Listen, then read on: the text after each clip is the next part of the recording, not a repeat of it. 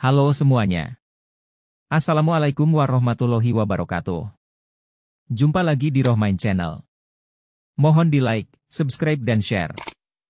Juga aktifkan lonceng notifikasi agar tidak ketinggalan update Rohmain Channel. Terima kasih. Assalamualaikum warahmatullahi wabarakatuh. Waalaikumsalam warahmatullahi wabarakatuh.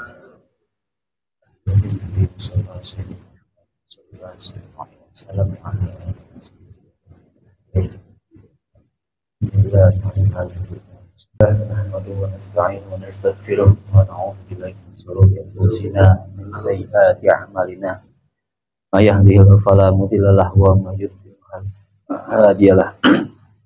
Allahumma shalli ala sayyidina Muhammad wa ala alihi wa sahbihi ajma'in. Amma ba'du. Islah li sadri wa yassir li amri wahlul min lisani yafqahu qawli. Saya tidak sebutkan namanya satu persatu, namun tidak mengurangi rasa hormat dan takzim saya. Puji syukur kehadirat Allah Subhanahu wa Ta'ala yang mana telah memberikan begitu macam nikmatnya kepada kita hingga kita semuanya dapat berkumpul bermuajahah tempat yang mulia ini. Mudah-mudahan langkah kaki kita dari rumah menuju tempat ini dicatat oleh Allah sebagai amal ibadah. Amin ya rabbal alamin. Salawat berkaitan salam selalu tercurahkan kepada baginda kita Nabi besar Muhammad sallallahu alaihi wasallam. Bismillahirrahmanirrahim. Qala Syekh Mu'allif rahimakumullah ta'ala wa adaman naf'a bihi wa bi 'ulumihi wa asrarihi fi darain amin. Qala An Abi Sa'id Al-Khudri radhiyallahu anhu dakhala Rasulullah sallallahu alaihi wasallam wasallahu fara'a unas yakfiruna al-kalam faqala amma innakum law akthartum dzikra hadhimil ladat fashaghalakum amma ara fa'akthiru dzikra hadhimil ladat. An Abi Sa'id Al-Khudri radhiyallahu anhu dakhala Rasulullah sallallahu alaihi wasallam musallahu. Dari Abi Sa'id Al-Khudri radhiyallahu an bahwasanya Rasulullah sallallahu alaihi wasallam memasuki musholahnya, yakni tempat salatnya. Fara'a unas yakfirunal kalam, dan dia melihat banyak sekelompok orang telah berbincang-bincang sesuatu yang mungkin tidak manfaat. Yakhirul kalam, banyak omongnya, bersenda gurau, ketawa-ketawa sampai cekikikan. Faqala, kemudian Rasulullah berkata, amma innakum law aktsartum dzikra hadhimil ladat asyghalakum amma ara fa'kthiru dzikra hadhimil ladat. Bahwasanya andai kata engkau banyak mengingat pemutus kenikmatan, sehingga engkau tidak akan mungkin berbuat seperti ini dengan apa yang aku lihat. Fa'akthiru dzikra hadhimil ladat, maka perbanyaklah mengingat pemutus kenikmatan, yakni al-maut. Jadi kalau kita diberikan kehidupan oleh Allah Subhanahu wa Ta'ala, terkadang-kadang udah diberikan begitu macam kenikmatan di dunia sehingga kita lupa dengan kematian. Bahwasanya kita adalah camat, calon mati. Semuanya kita ini camat, bukan calon mati. Cuman nungguin aja kapan kira-kira kematian itu akan tiba kepada kita. Pada intinya kita itu berpindah alam, dari alam ruh, alam janin, kemudian sekarang ini kita ada di alam dunia. Dan nanti kita akan sampai ke alam barzah atau alam kubur. Kalau kata ulama dulu, kita diberikan kehidupan di dunia ini disuruh nunggu kematian. Diberikan kesibukan-kesibukan. Dikasih kita kerjaan. Dikasih kita buat nemenin kehidupan kita, istri, anak, diberikan kita kenikmatan, diberikan kita mainan.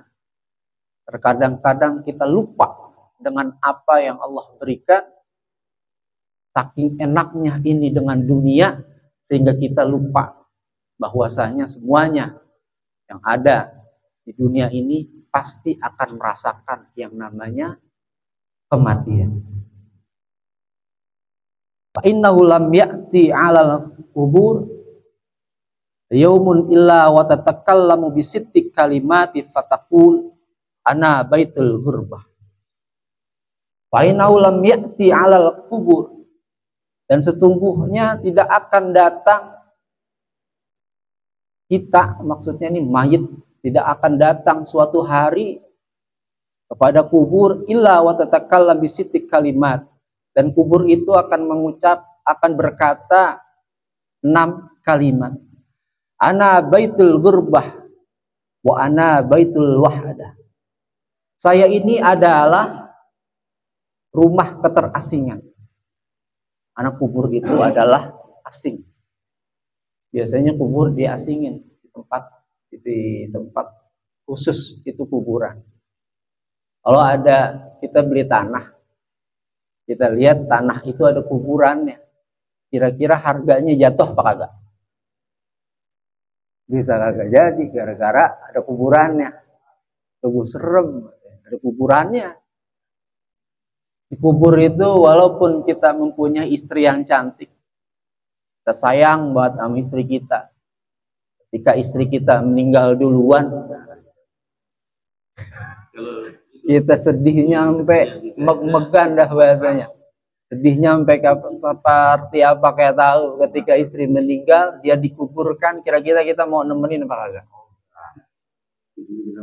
Katanya sehidup semati. Ya udah mati. Kita kagak mau nemenin istri walaupun kita cinta banget, ketika dia meninggal ya udah. Dia akan sendirian. Kemudian wa ana baitul wahsyah, dan saya ini rumah kesedihan. Kalau di dalam kubur amal-amal yang kita bawa enggak seberapa, udah sedih kita di dalam kubur seperti apa. Wa ana baitul zulmah, dan saya ini adalah rumah yang begitu gelap. Makanya ada orang yang tidak percaya dengan azab kubur. Ada orang nggak percaya. Kata dia kehidupan itu adalah reinkarnasi. Nah, kalau mati ntar dia bisa jadi kodok. Nah, kalau dia mati dia bisa jadi ayam dan lainnya. Kata dia reinkarnasi. Kehidupan ini begitu aja. Dia bilang seperti itu. Kalau kita diberikan keimanan bahwasanya ada azab di dalam kubur. Ketika dia gali, ini kan kiblat sono ya. Palanya biasanya di sini. Iya. Pas dia kubur palanya kagak, ngadepnya beda. Itu kubur begitu sempitnya, muternya bagaimana? Ilokan ketika nguburin, kan kalau nguburin di kampung pasti ada ustadznya. Ya naruh kepalanya beda, apa namanya, salah. Biasanya bawa kurung batang aja udah ditandain, biasanya ditutupin sorban ya. Nandain ini palanya. Ketika sholatin juga ditandain ini palanya. Kita dikuburin juga lihat ini palanya, dibuka palanya, dicumin ke tanah mukanya. Kenapa pas ketika digali kok beda? Ada juga ketika digali pulangnya kumpul jadi satu. Itu begitu, bagaimana dahsyatnya di alam kubur. Kalau kita pikirin. Kemudian ada juga ketika dia bilang ini jenazah, dia lihat nisannya itu seorang wanita.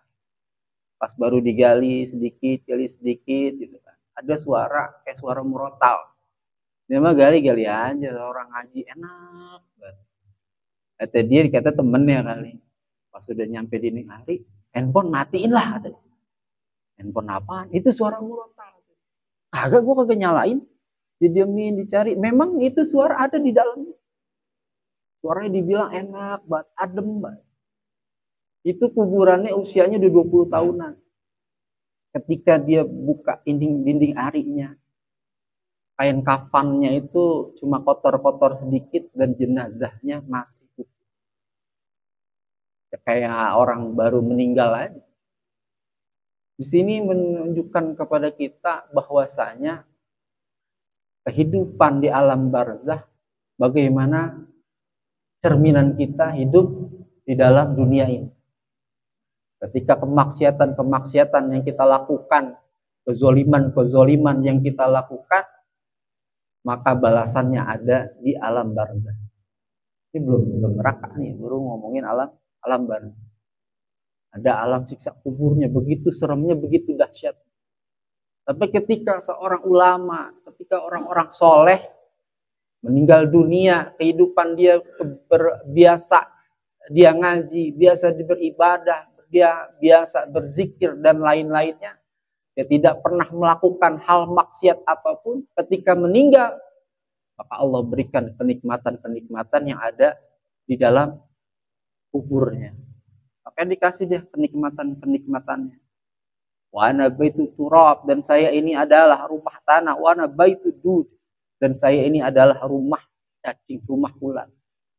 Oke, kalau kita baru meninggal, kalau memang kehidupan kita yang biasa-biasa aja, ketika sampai di liang lahat, ditinggal sama saudara-saudara kita, habis jenazah kita dimakan cacing, habis jenazah kita dimakan ulat dan lain-lain. Inilah cerminan kepada kita bahwasanya alam barzah itu adalah ada. Kita hidup, kita diciptakan dari tanah, maka akan kembali kepada tanah. Maka kalau orang meninggal jadi kubur, itu ya udah di tanah. Karena ketika ruh dicabut dari jasad, begitu dahsyatnya, begitu sakit. Dia takut sama orang yang mandiin karena dipegang. Kemudian faidza dufinal abdul mu'min qala lahu qabru marhaban wahlan wa sahlan.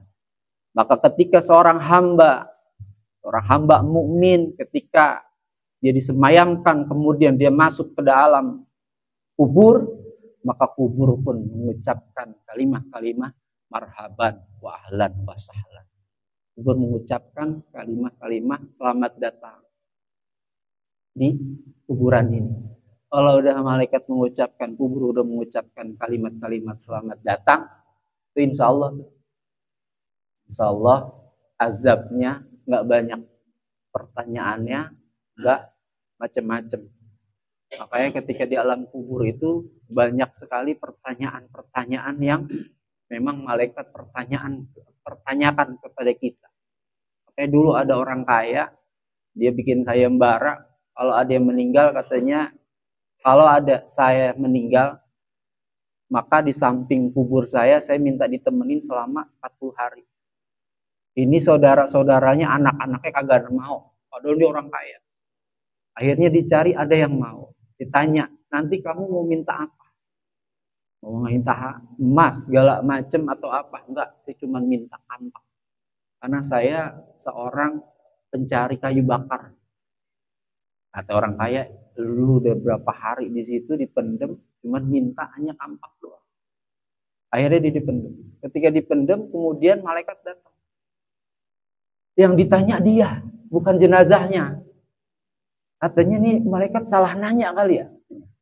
Itu kampak dia udah dikasih, dipegang. Ini kampak siapa? Dari siapa? Asalnya dari mana? Itu berapa hari dengan pertanyaan-pertanyaan yang begitu serem malaikat menampakkannya. Itu cuman kampak satu aja, nanyanya nggak selesai-selesai. Dia mikir bagaimana ketika harta saya banyak. Ini mobil dari mana? Ini yang tanah belabletan dari mana? Ini tanah yang kulon dari mana? Ini pakaian dari mana? Tas dari mana? Jam dari mana? Bagaimana? Pertanyaan-pertanyaan ketika dia, kalau dia punya harta yang begitu banyaknya. Padahal dia orang yang begitu fakir. Dia cuma nyari dia punya kampaknya patah, dia beli, dia nggak punya uang, ada sayembara, dia ikut aja, dia cuma minta kampak. Tetapi pertanyaan-pertanyaan kubur begitu dahsyat, nggak kelar-kelar. Akhirnya nggak nyampe 40 hari udah dia bangun. Dikasih kampak dia kagak mau dibalikin. Dia lari. Ini adalah kisah-kisah ini semuanya pelajaran buat diri kita. Apapun yang kita kerjakan di dunia ini pasti ada pertanggungjawaban. Mudah-mudahan ada manfaatnya. Al-Fatihah.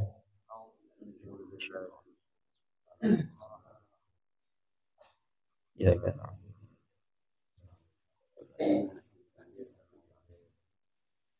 Assalamualaikum warahmatullahi wabarakatuh.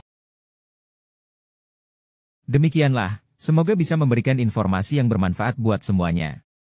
Dan jangan lupa di like, subscribe dan share. Aktifkan juga lonceng notifikasi agar dapat menerima update Rohmain Channel. Wassalamualaikum warahmatullahi wabarakatuh.